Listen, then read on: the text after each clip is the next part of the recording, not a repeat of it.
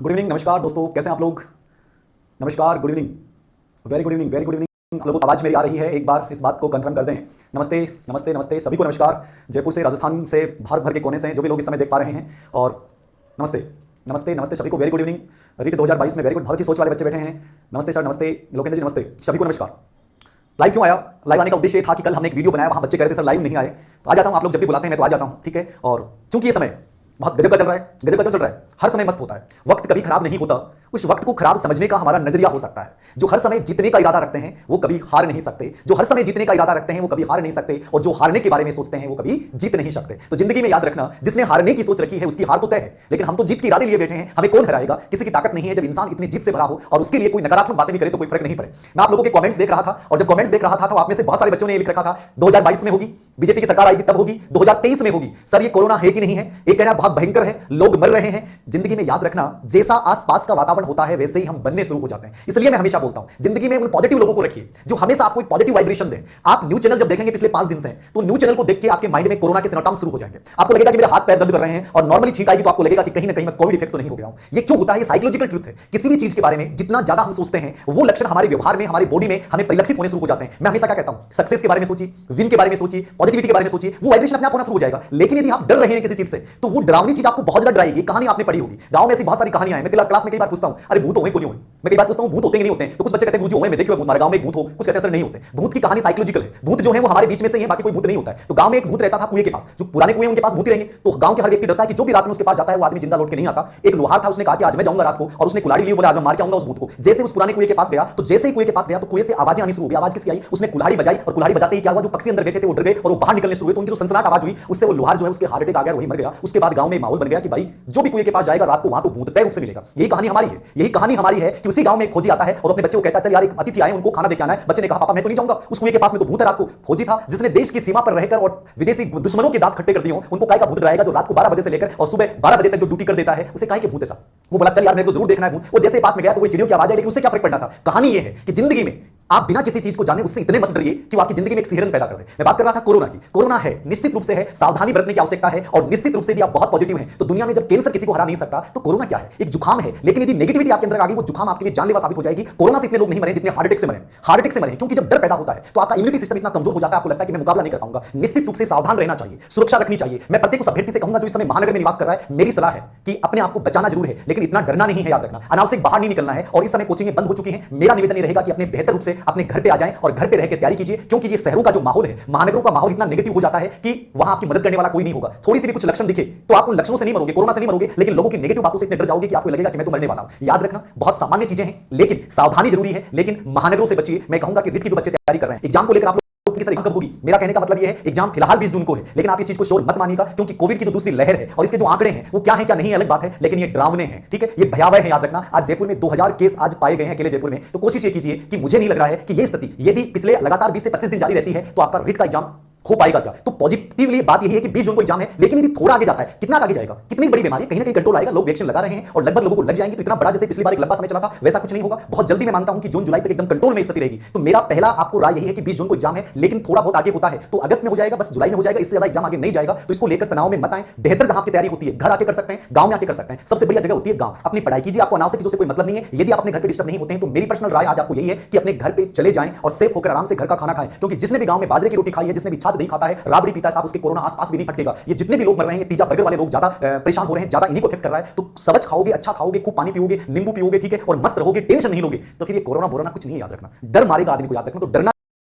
नहीं है। महानगरों से इस समय अपने आपको बचा लें कि जितना आपका छोटा कस्बा है वहां रह के पढ़ रहे हो, पढ़ते रहो। आपको शहर में वहां कोई डिस्टर्बेंस नहीं हो रहा है, बहुत पॉजिटिव सोच रहे हैं, तो उसी शहर में रह के तैयारी कीजिए, कोई टेंशन नहीं है। ये याद रखना। पहली चीज मैं बात करूंगा, एग्जाम कभी भी हो थोड़ा बहुत एक्सटेंड हो सकता है, ज्यादा एक्सटेंड नहीं होगा। कॉलेज लेक्चर एग्जाम के लिए बच्चे करेंगे सर सेट का एग्जाम होगा कि नहीं होगा, देखो दबाए, क्योंकि विद्या संबंध योजना की सफल होती है तो ये सेट का एग्जाम का आयोजन कर सकते हैं, लेकिन मुझे फिलहाल उस बाद सेट हो सकती है, क्योंकि कॉलेज लेक्चर की 2 भर्ती आएंगी। स्कूल लेक्चर की भर्ती जो 3000 की स्कूल लेक्चर की भर्ती है वो नहीं आनी है, उसके बाद सेकंड ग्रेड की भर्ती आ सकती है। तो फिलहाल writ first grade second exam, लेकिन पहली चीज है जीवन को बचाना, सुरक्षित रहना है, पॉजिटिव रहना है, मस्त रहना है। बेहतर होगा कि अपने घर पे रहें। मेरी क्लियर सलाह है, जितना पॉसिबल हो अपने घर पे रहें, भागादौड़ नहीं मचानी। आप जिस शहर में रह रहे हैं और वहां कोई दिक्कत नहीं हो रही है तो आप रह सकते हैं, लेकिन मेरी पहली राय रहेगी कि आप घर पे ही रहें और पढ़ाई करें।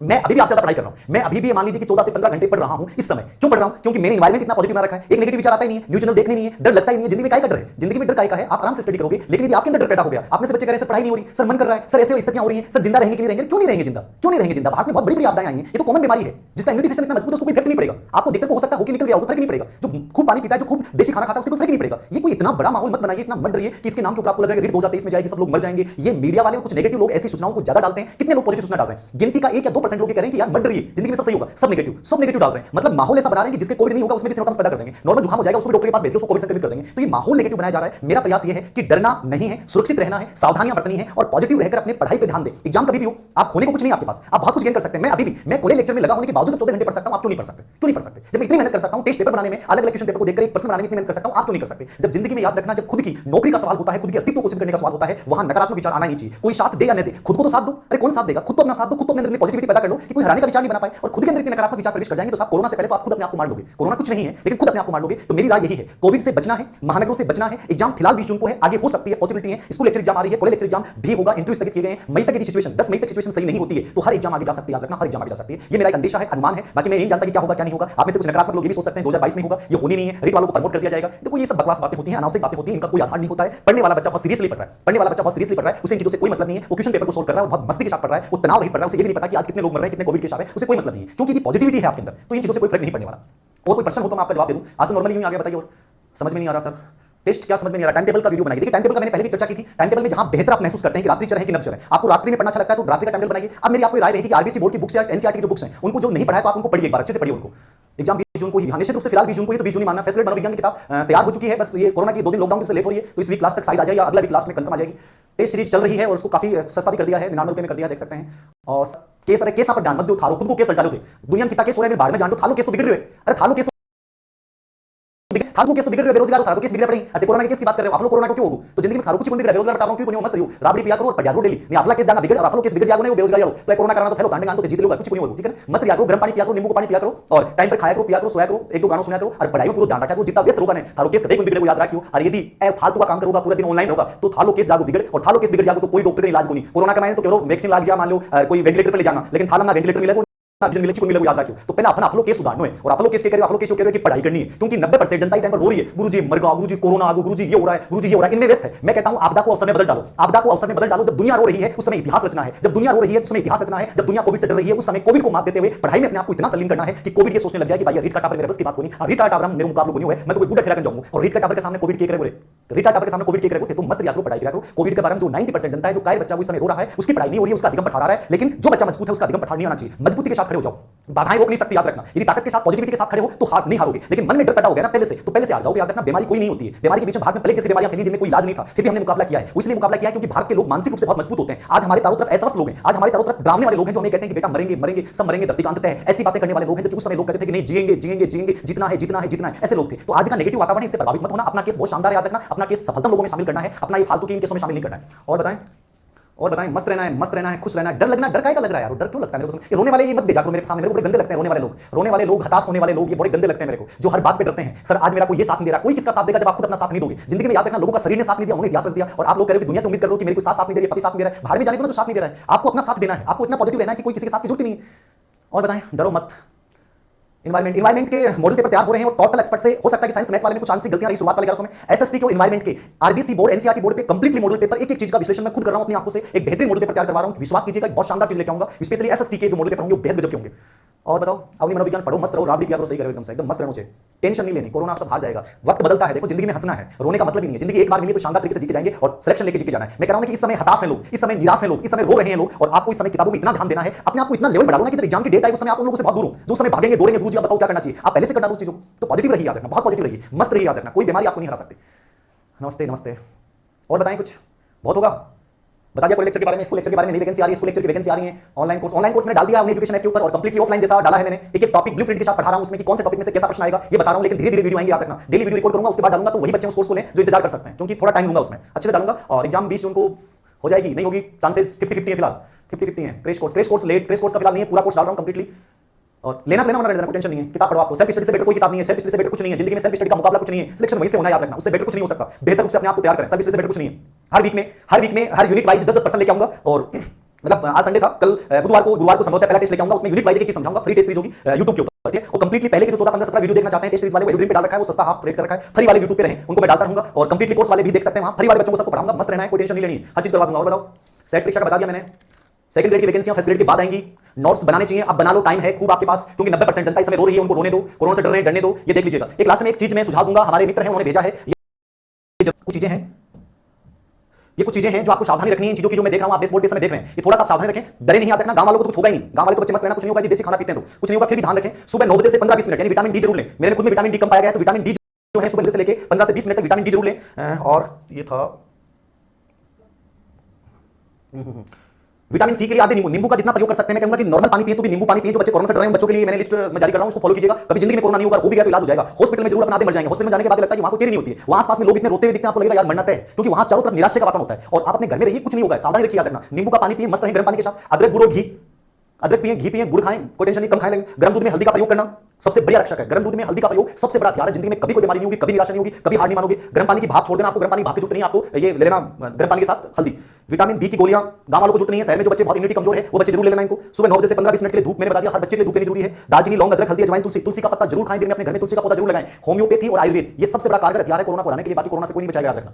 प्रतिदिन 1.5 लीटर गर्म पानी, गुनगुना पानी पिए, फ्रिज का पानी कदापि नहीं पीना, इस समय बचाना है, अपने आप को याद रखना, वरना नॉर्मल जुकाम हो जाएगी, कोरोना समझ लो, अगर बात तो डॉक्टर और डॉक्टर जाता है पक्का कोरोना हो जाएगा, याद रखियो, तो गहराई रहना है और ऐसा सावधानी थोड़ी सी रखनी, गर्म पानी की भाप दिन में, गर्म नींबू पानी, चाय जितना गर्म, ठीक है ना, गर्म पानी कितना, चाय जितना गर्म, घूंट लेके पीना है, दिन में 3 से 4 बार, बादाम वगैरह अखरोट खाओ, गांव वालों को बेचारा बादाम अखरोट नहीं मिले, कोई टेंशन वाली बात नहीं है, बाजरा की रोटी खानी है, अखरोट से बढ़िया कोनी है, और बादाम से बढ़िया असरदार करेगी, बाजरा की रोटी, दही कमाई ने चूर की, अरबी खा लियो, थाली तो भाई बादाम और अखरोट है, और जगह सैर का टावर में क्या करेगा, बादाम खा लेगा, अखरोट खा लेगा, सेब खा लेगा, पपीता खा लेगा, ए खा लियो, और 12 मतलब ग्राम बढ़ेगी तो कुछ खा लियो, ठीक है।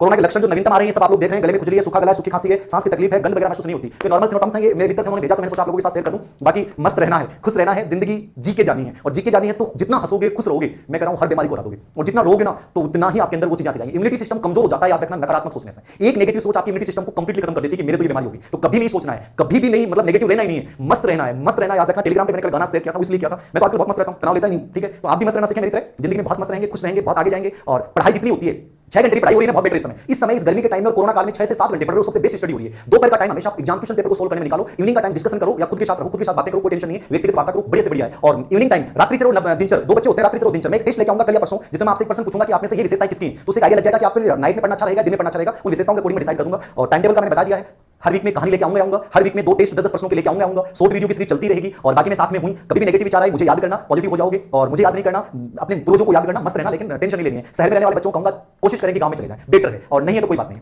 बस ठीक है, आज के लिए बहुत है, मस्त रहना है, कोई टेंशन नहीं है। बीएड फाइनल वाला भी शामिल हो जाएंगे, जैसे कोरोना चल रहा है तो ऐसा लग रहा है। पहले हमारे प्रश्न का जवाब दो, कौन सा प्रश्न जल्दी बताओ, बीएससी सेकंड ईयर का क्या होगा, सब शामिल हो जाओगे, तैयारी करो, बस सब शामिल हो जाओगे। स्लाइड साफ नहीं है, अच्छा ये व्हाइट में आ गई शायद, है ना, कोई बात नहीं है, मैंने बोल दिया था ना, वो देखना, स्लाइड साफ नहीं है, मैंने जो बोला वो चीज देखना, वो इस पे भेज दूंगा, अपने टेलीग्राम ग्रुप पे भेज दूंगा, इसमें क्या लिखा हुआ है गुरुजी आपकी, और स्लाइड आ जाएगी, स्लाइड को भेज दूंगा टेलीग्राम ग्रुप पे, दिख सिंह टेलीग्राम ग्रुप अपना एक ही है, दिख सिंह जिसमें 60,000 प्लस सब्सक्राइबर, बाकी मेरा कोई टेलीग्राम चैनल नहीं है, यूट्यूब चैनल मेरा एक ही याद रखना, जो अपना 3.5 लाख के आसपास है, वही यूट्यूब चैनल अपना, बाकी यूट्यूब चैनल भी नहीं है, बाकी लोगों ने बना रखे, बच्चों ने बना रखे, तो बना रखे, किसको मना करें, मस्त रहें सब, अपने को खुश रहना, टेंशन लेनी नहीं, याद रखना।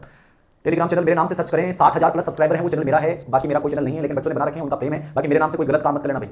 आपने बोला था, क्या बोला था मैंने, नागौर नागौर नागौर बाजरा की रोटी जगह दूध का मैंने सिकट आई, लोहार मांगलिया कुछ होगी कभी नहीं होगा, तो थारी को नागौर बार में जैसलमेर वालों और जो शेखावाटी में रहते हैं या जो डूंगरपुर बांसवाड़ा में रहते हैं उनके कुछ नहीं होगा, याद रखना। जो शहरों में रहते हैं खान पान बकवास खाते हैं, ये पिज्जा बर्गर ये खाने वाले लोग नहीं ज्यादा परेशान हो रहे हैं, जो एसी में रहते हैं वो लोग परेशान हो रहे हैं, जो धूप में बैठे, मैंने पढ़ाई की, मैंने बताया था कि धूप में बैठ के पढ़ाई करते हैं, मई जून में क्या बिगड़ेगा, कुछ नहीं बिगड़ेगा, इसलिए मस्त रखो, टेंशन मत लिया करो, धूप में रखो, कुछ नहीं होगा।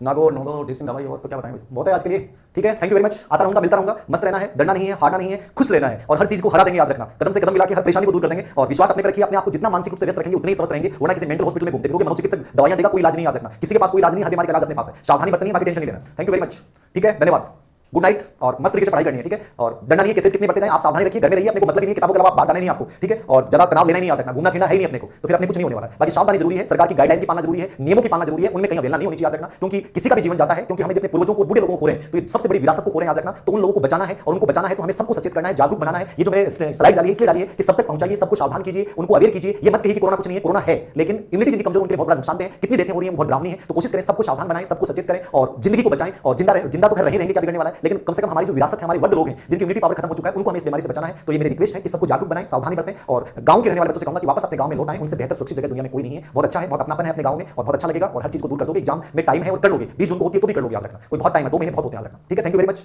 आप सभी लोगों को, धन्यवाद।